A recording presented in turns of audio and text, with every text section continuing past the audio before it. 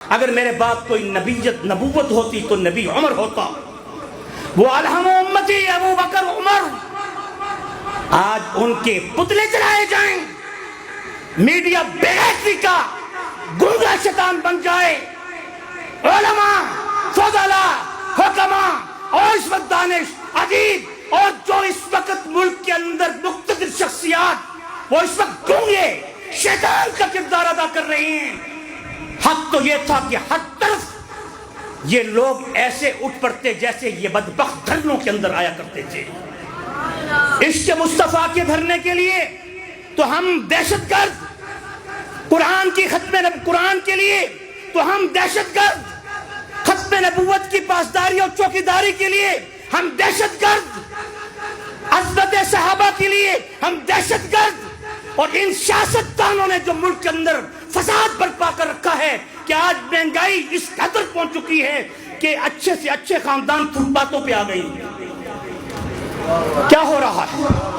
لگا دو ان لوگوں کو، اس دنیا سے نکال دو۔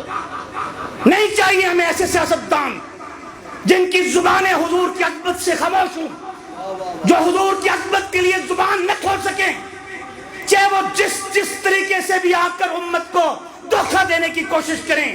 ہم نہیں مانتے ایسے لوگوں کو جن کی زبان پر عظمت صحابہ نہیں، جن کی زبان پر عظمت رسول نہیں۔ سبحان اللہ، سبحان اللہ، کیا بات ہے، سبحان اللہ۔ بس یہ میرا ہی آخری ایک دل کا ایک غم تھا جو میں نے آپ کے سامنے پیش کر دیا کہ ہم بول سکتے ہیں تو اے اللہ ہم بول کر بتا سکتے ہیں، تو گواہ رہنا۔ ہم نے اپنے حبیب کی عظمت کے لیے بھی، اپنے حبیب کے صحابہ کے لیے بھی، اپنے حبیب کی آل کے لیے بھی، اپنے حبیب کی ازواج کے لیے بھی، اپنے حبیب کی آل بیت کے لیے بھی، جہاں کہیں بھی کوئی بدبخت نکلے گا ہماری جانیں ہتھیلی پر ہو کر اس کا انتقام لیں گی۔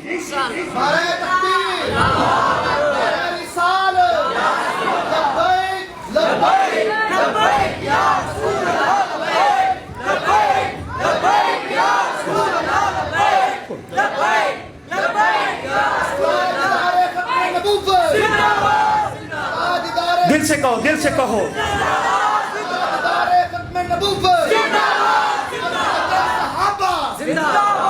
عظمت صحابہ زندہ باد، عظمت صحابہ عظمت اہل بیت۔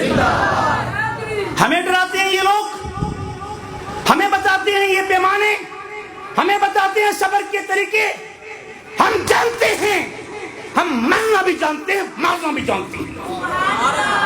ہمیں مجبور مت کرو کہ اس دھرتی پاکستان کی سرزمین پر کبھی حضور کی عظمت پر ڈاکہ ڈالا جاتا ہے، کبھی حضور کی توہین کی جاتی ہے، کبھی حضور کی آل اور ازواج اور صحابہ کی توہین کی جاتی ہے۔ بس کرو، ورنہ یہ پیغام دیتا ہوں کہ آنے والے دنوں میں خدا کا عذاب بھی آنے کے لیے تیار کھڑا ہے۔ ڈرو اللہ کے عذاب سے۔ پہلے تھوڑے عذاب آئے ہیں ملک پاکستان پہ کہ ابھی تک سبق حاصل نہیں کر رہے۔ میرے بھائی اور دوستوں، میں مختصر لفظوں میں بات